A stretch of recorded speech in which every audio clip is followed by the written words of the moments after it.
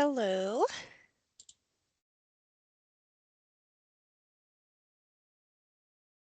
Hello. We're a little bit early, so we're gonna hang on for a couple of minutes to see who else might be joining us, but we'll get started just after 10:30.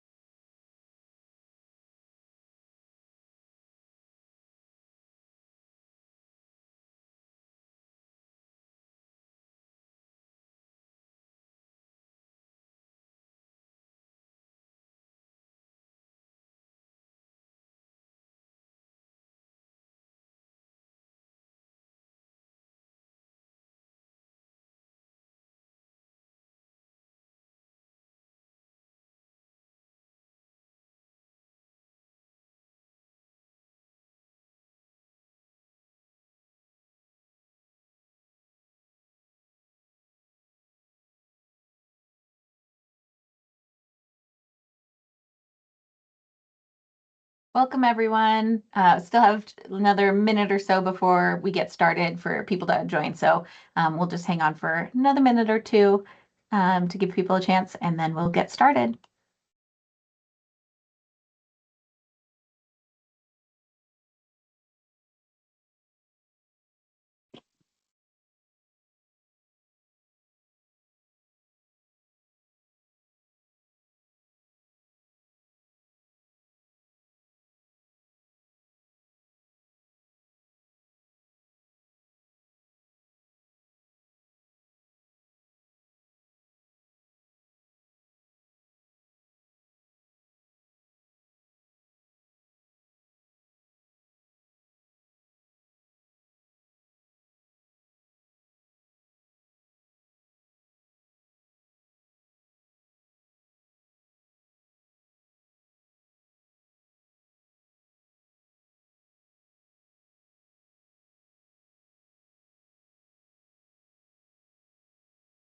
Hello again, everyone. Still have a couple people hopping on, so we'll give it maybe another minute before we get started, just to make sure everyone who wants to join has a chance to. So just another minute and then we'll get going. Thank you.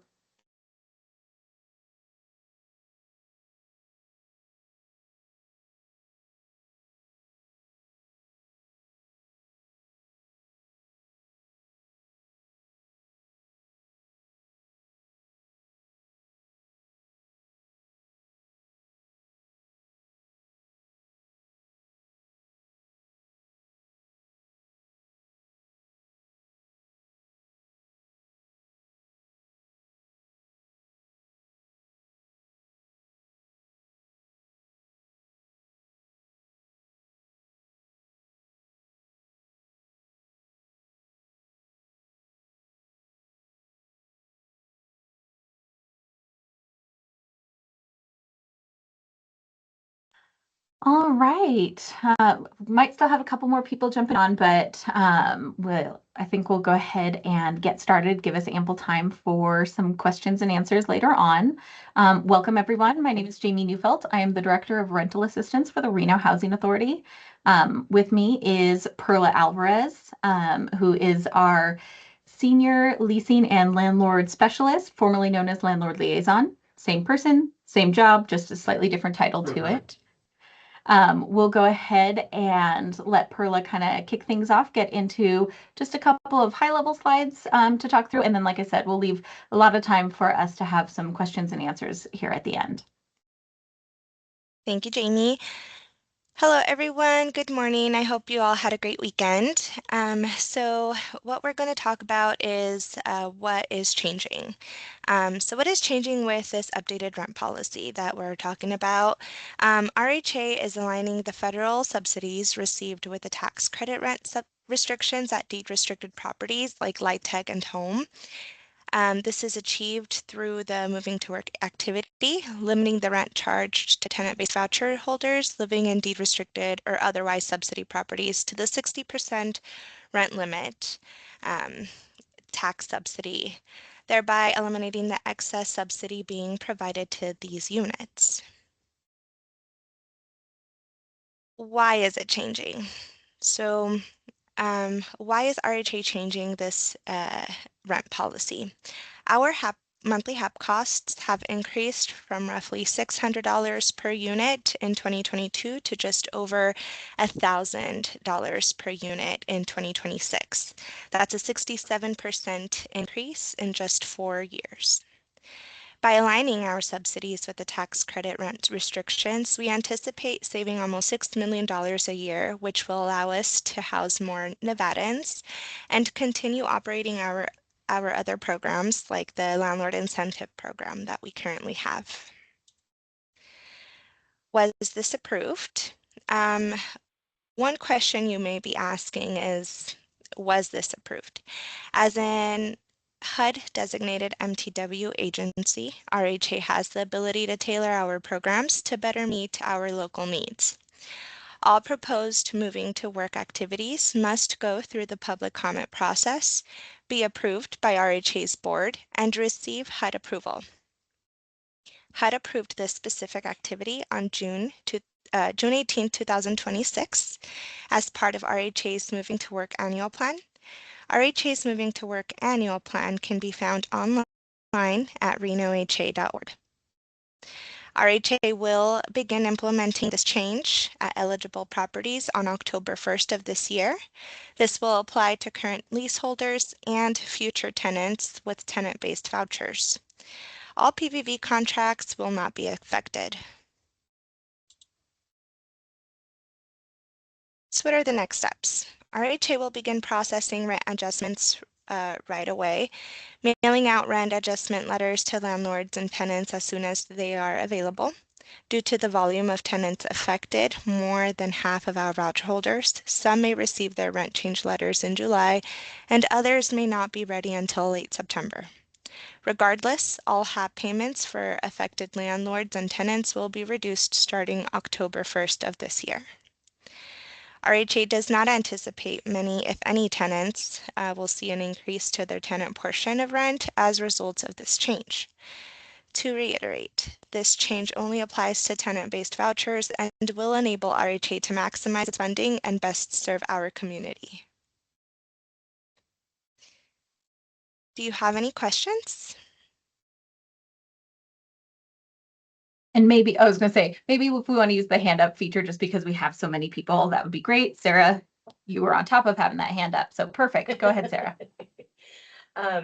Really quick, and I know this came across from our clients as well when we shared it with them, that the ones that are in the middle of a lease period, why are we decreasing? I understand it's all going to affect October 1st, but we don't do increases in the middle of the lease period. So why are we doing the decreases in the middle? Is it not reasonable for those rents to stay in effect until the end of the lease period at least?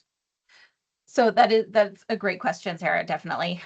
So rent decreases can take effect in the middle of a lease period, and we do both within RHA and outside of RHA.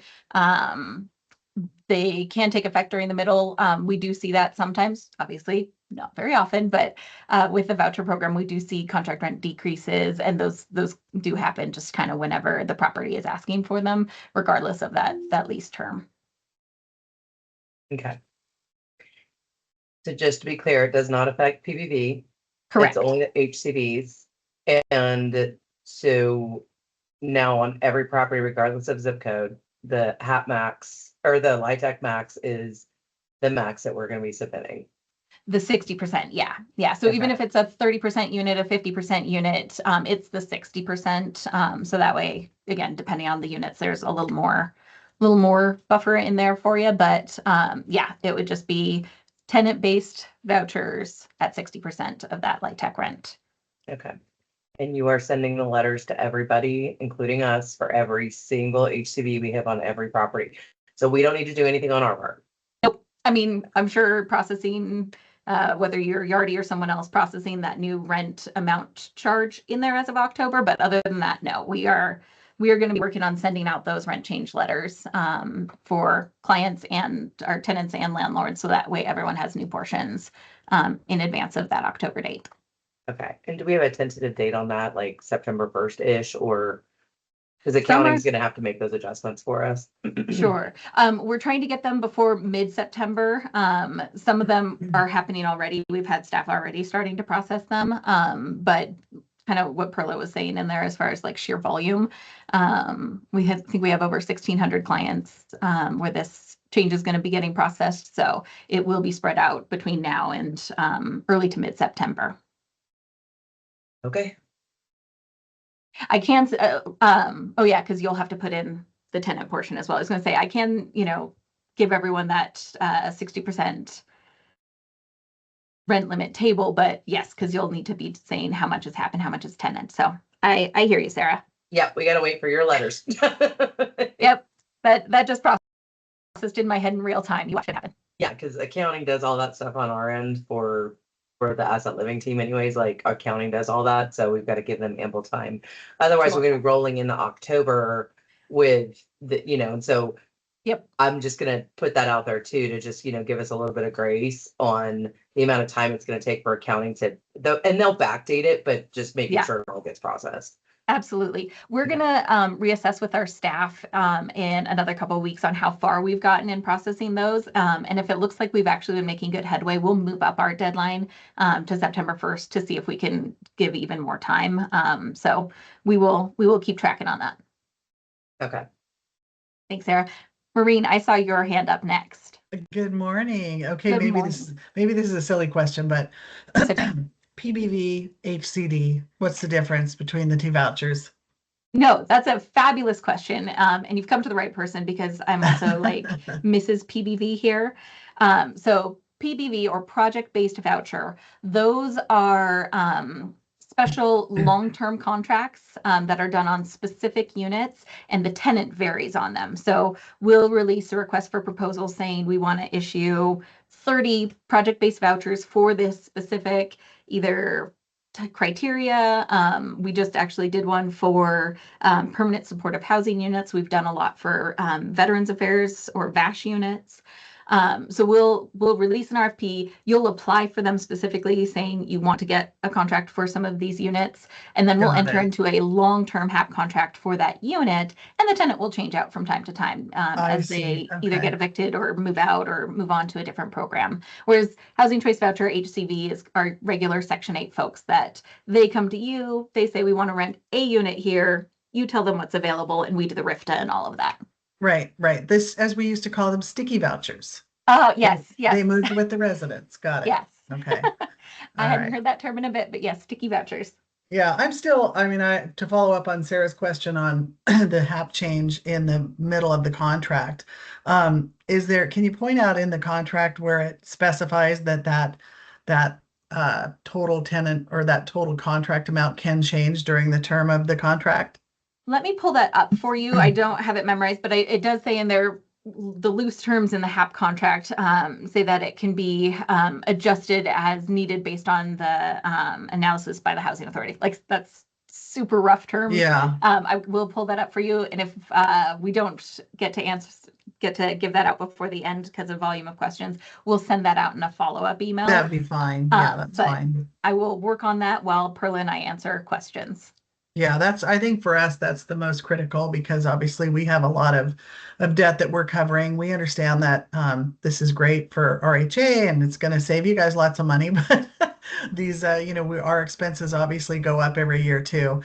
And trying to cover those expenses has become very challenging. So, Sure. not being able to increase rents for the HAP households that are under contract all these years was a bit surprising to me that we were going to all of a sudden see this mass decrease.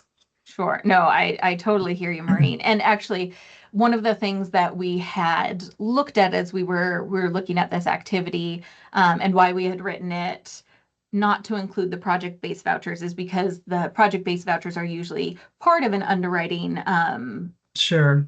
financing for a project. And so we know that debt service is associated with those. So those ones we were like, yep, those ones aren't being Right. touched right now. But our understanding and working with the housing division and talking about how debt is done and what this would look like was that products wouldn't be underwritten to the higher voucher rents, whether or not maybe we've had to come to rely on it later on, but we had Right. been specifically thinking towards like the ability to pay mortgages and things like that, Mhm. and wrote it so that it shouldn't affect the ability to pay a mortgage. And if that is not the case, like I would welcome having that conversation with you offline to try and figure that part out. Yeah, it'd be nice for us to be able to go through some of once we know what this looks like, and I think Sarah sent us an analysis. We may want to potentially request a follow-up conversation. Absolutely. And I'll put that out there for everyone on the call. If anyone wants to have a more specific conversation, either as our rent change letters are coming out or if like diving into, let's look at the clients that we have at the property and what the rents are now compared to the 60%, we can absolutely schedule more individualized meetings to dig into that without having to put everyone through a whole ledger analysis for each property. Great. Yeah.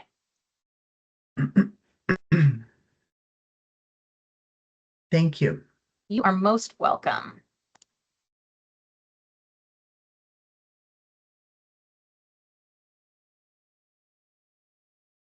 I feel like it's supposed to put hands up to the front of my list, but I'm just scrolling through everyone just to make sure I'm not missing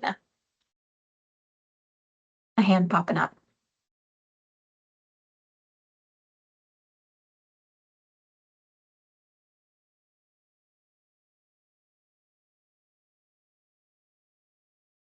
Yes, Vintage Hills. Hi, Jamie. It's Isis. Hi, Isis. Sorry, Hi. all I had was Vintage Hills to go off. That's okay. No worries.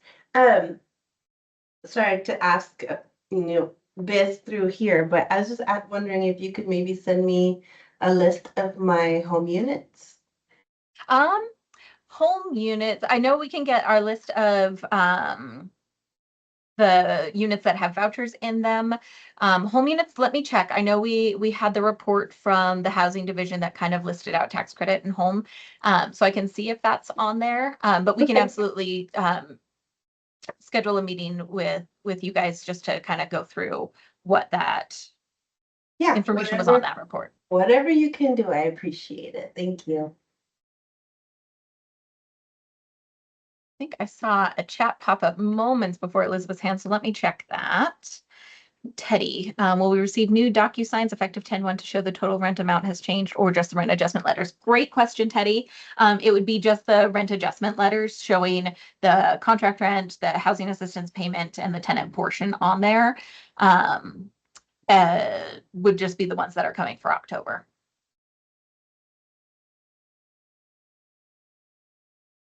And then next I saw a hand up from Elizabeth.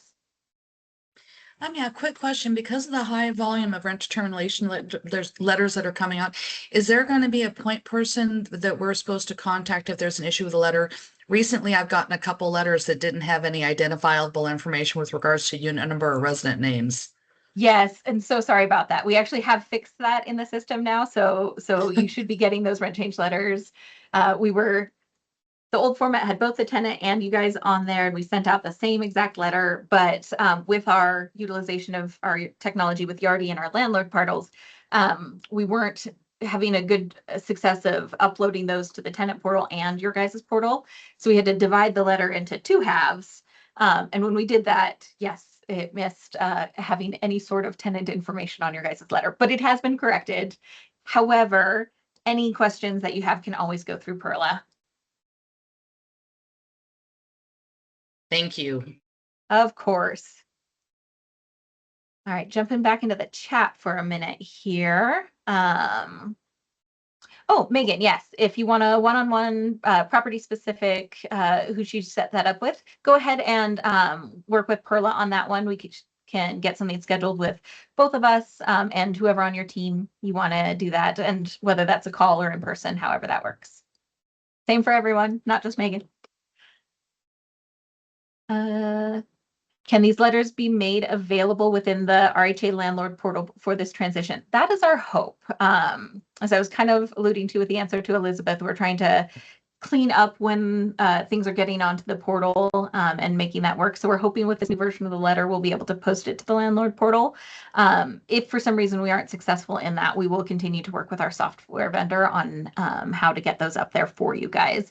And we can also, if it is helpful, look at doing like an email of the letter for you, just so that way you have it more readily accessible. So we can definitely work through getting that on there, but our intent is for us to be using the portal more and more.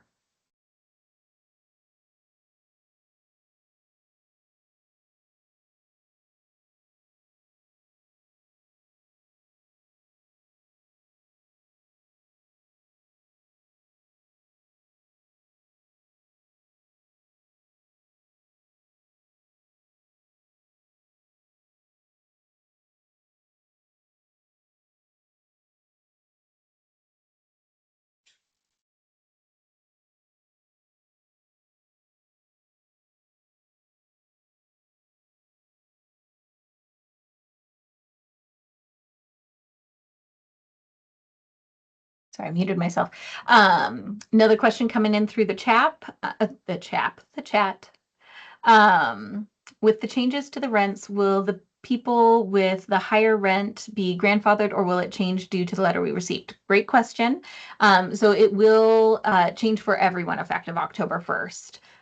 There won't be any like grandfathered in or people that are left on there for a longer period. Everyone in a deed restricted property will have the rents changing effective October 1st.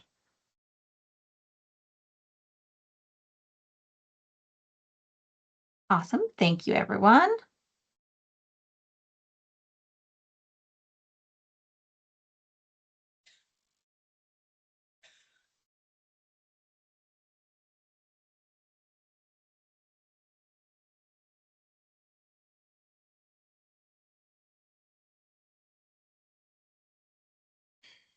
Giving lots of blank space here so we can have questions popping up. Oh, a couple more in the chat. Would we be able to send the letters to the property managers? No, Carriage Stone Properties go to corporate would be able to receive a copy at the property. I'm sure we can figure that out. So Yeah, if you can actually send me an email with the address so that I can make that change to your profile, that'd be very helpful. That way we can send all correspondence to Carriage Stone directly.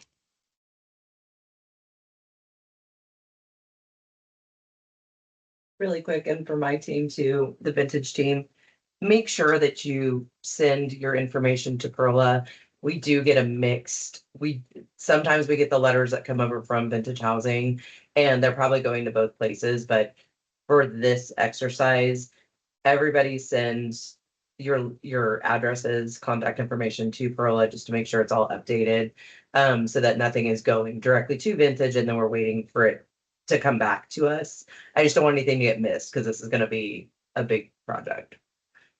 absolutely, yeah. And fortunately, the spreadsheet that we used to figure out which clients were at deed restricted properties and everything does show us what we have as the landlord address at that time. So we can try and filter through that to see if we have any that are flagging as corporate addresses to try and pay extra special attention to reaching out to get those updated. Because I do remember one or two that were in the Roseville area, or I don't know, a couple other out of area ones where it was like, that's definitely not the property. So we will take another good look at that. And if we don't already naturally through this process receive updated contact information for those properties, we will try and reach out specifically so that way we can make sure that these notifications are going to the most prudent place. Teddy in the chat, should we only be sending RFTAs today going forward with a 60% LIHTC rate? Another great question, Teddy. So technically this doesn't take effect until 10/1. We actually, I was just talking with some staff who were working on processing these, and they noticed that they have some where there's a 9/1 contract rent increase already approved. And they were asking if we process those, and yes, we will process the 9/1 contract rent increase, give that month of that higher amount, and then 10/1 will do it. So if the move-in's before 10/1, technically you could send it through with that, and we would just be catching it effective 10/1. If you want to not go through the hassle of that, you absolutely can just start sending the RFTAs at the 60% LIHTC rate. As we process RFTAs and things like that, we'll be updating them effective 10/1 to that 60% rate. One more in the chat, and then I saw Samantha's hand go up. Will we be able to still submit renewal increases, or will they just be set at the LIHTC rate until the rates change next year? Fabulous question, Rebecca. So you would be able to still submit rent increases. What we will do is when we're looking at the rent reasonable determination, the other step of that will be looking at if it's a deed restricted property, what's that 60% rent limit. So you will still be the one initiating rent increases and saying what you would like it to go to, and whether you want to ask for more than the 60% rent, you want to go to the new 60% rents. I know those change kind of mid-year, will be part of your process of determining when to ask for those contract rent increases. And then hand up for Samantha. Hi, good morning. Good morning. This may be a stupid question, but for our contact information, do you want it in the chat? Do you want it via email? What is the best way to get that information from us? By email. If you could send it to landlords@renoha.org, that way I can submit it into your file and we can arrange and submit that information. Perfect, thank you. Thanks, Samantha. Another one coming through in our chat here. We have quite a few residents in our market rate program, which have total rents significantly over the 60% cap. Just confirming we are being required to lower those total rents regardless of lease contract. And Megan, I would love to, I think we were talking about having a one-on-one with you just anyway, but I would love to understand kind of the makeup of the property and how those units are distributed as far as market and tax credit home, things like that. But based on the way the project, or sorry, not the project, the activity is written, it would be, if the property itself is deed restricted, then it would be that 60%. But again, I would love to meet with you to kind of understand where that breakdown is of the tax credit market home units in the property. Okay, perfect. Sent in that request to Perla. Yes. That is one thing that we have seen as we're working through this and looking at the data from the housing division as far as who has tax credit, who has home, who has lots of layers, because these days projects don't go through without lots of layers. So definitely understanding that things are a bit complex at the property level. So yes, would love to dive into that with you a little bit more to get a better understanding of how that would look.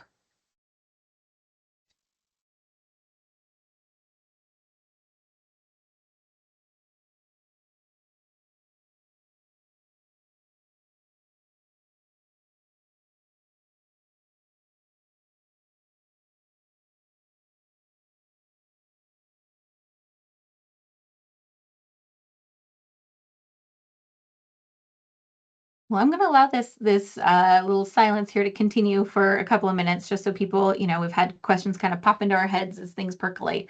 So I'm gonna let the silence sit for a minute or two while people continue to think about if they have questions or not. I will mute myself for a second and see if I can pull up the HAP contract so we can go through that section live while we're here. Otherwise, like I said, we will gladly send that out to everyone afterwards. So keep thinking questions.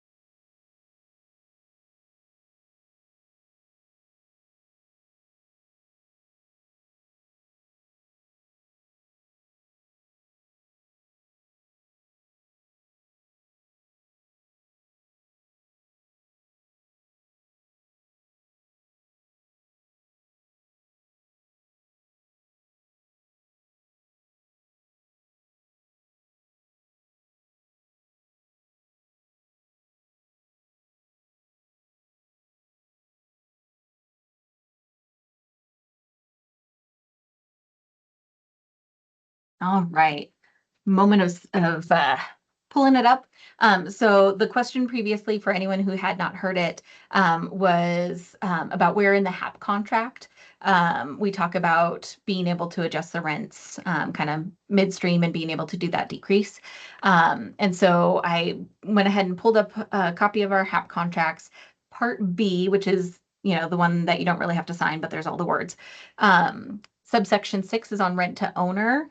And in there, paraphrasing, but not as poorly as I did before, it talks about during the term of the HAP contract that the rent to owner cannot exceed what is deemed the reasonable rent by the housing authority, and that the housing authority can redetermine the reasonable rent at any time. So those two kind of pieces of that one kind of go together to form why this would be a contract rent decrease in the middle of a HAP contract or a lease, since the HAP contract and lease usually run parallel to each other. So HAP contract Part B, subsection 6. I will keep that pulled up in case we need questions on Thank that. you. You're Thanks, welcome. that's helpful. Yeah, you're welcome. I'm sorry I didn't have that one handy off my head. I just was like, I know it's in there.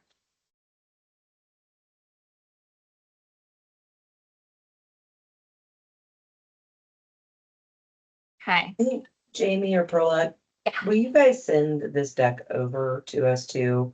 For Happily. anybody Yeah. that wasn't able to join? I have a previous client that I'm offboarding, but none of their team's on here, so I want to make sure that gets over to them.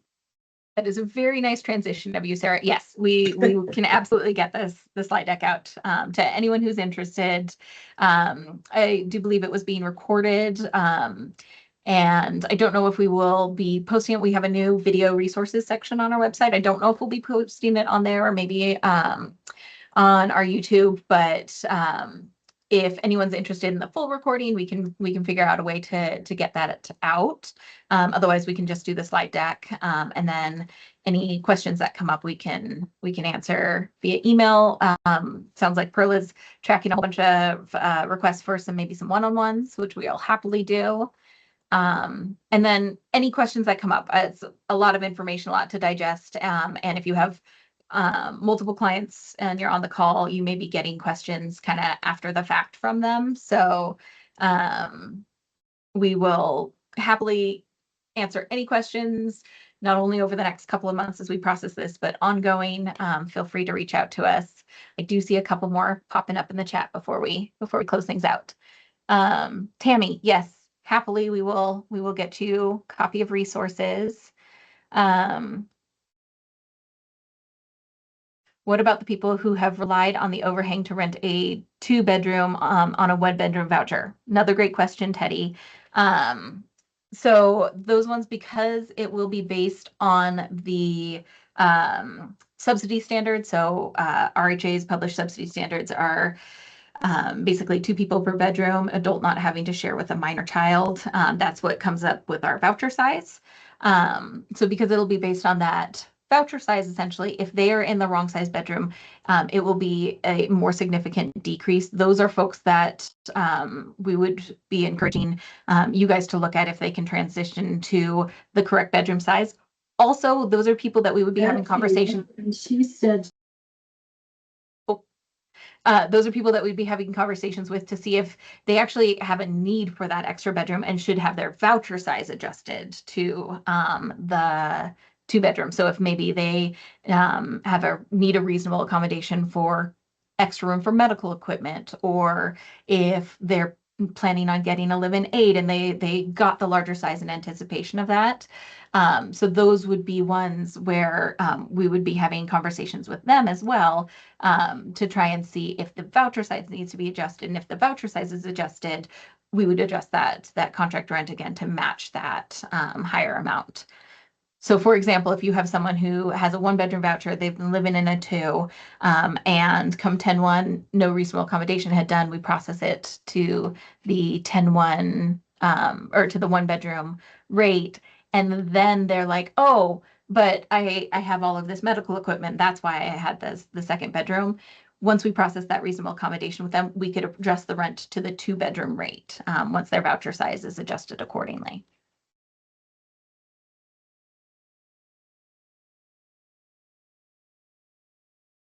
And I did just get confirmation that we'll be able to post the recording on YouTube, our YouTube channel. So we'll have the recorded version available for people there as well.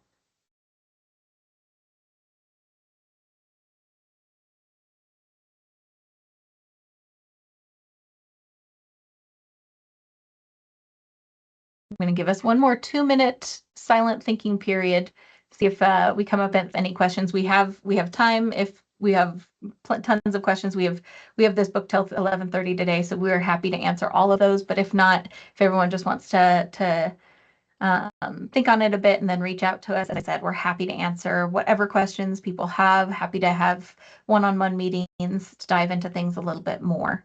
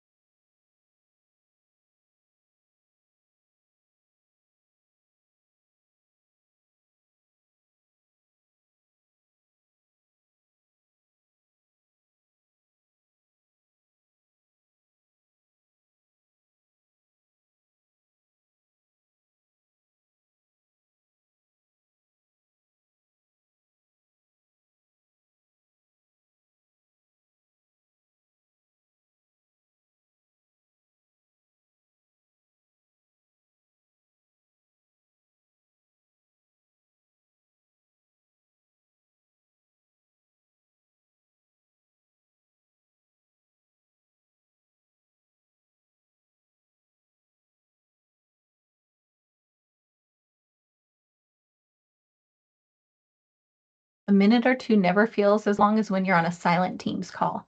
Unless anyone else has any questions, I'll go ahead and just say thank you to everyone for coming today, for having this conversation with us, and for understanding the reasons why we're doing this. We are more than happy to continue this conversation with anyone at any time. So if you think about it later and you're like, gosh, I just really want to have a chance to chat that through again, definitely reach out to Perla, landlords@renoha.org on our last slide here. We can set something up, we can talk some more, but we very much appreciate your partnership. We couldn't do this without all of you guys. So I hope everyone has a good rest of your day, and we'll talk to more of you again soon. Thank you, Jamie. Thank you, Perla. Have a good day. Thank you, you too. Bye. Thank you. Bye-bye.